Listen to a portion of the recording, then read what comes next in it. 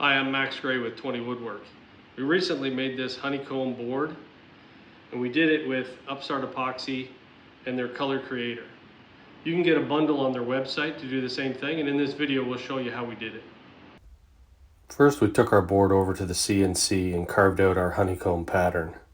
Once we had the pattern cut out, we used 1 or 2 ounces of the tabletop epoxy, and we spread a thin coat, what we call a seal coat, over the entire board.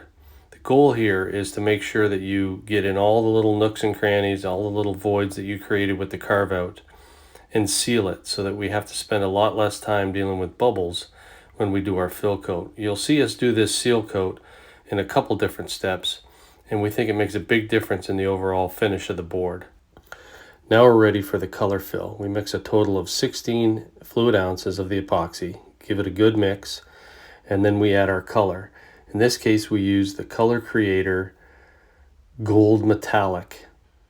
And once we have that thoroughly mixed, we're going to take our time and pour the epoxy into all the honeycomb edges where we carved out. There's a few of these honeycombs that are completely carved out.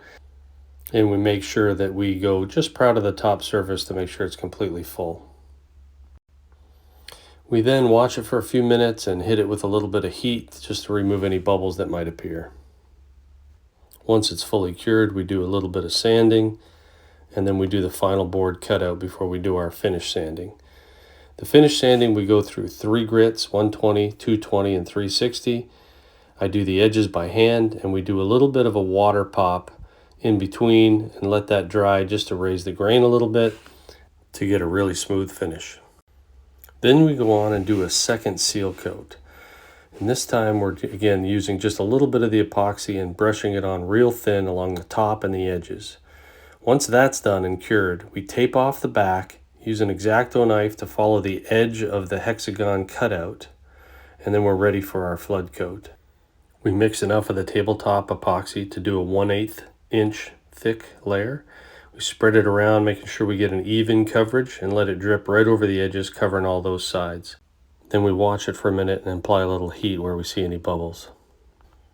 Once that's fully cured, we flip it over and we use the same process, use an X-Acto knife along the edge of the hexagons and peel off all the tape to get ready to finish the back. And with the back, we just do a spray on shellac, give it a little bit of a shine, and there you go, finished board. Thanks for watching.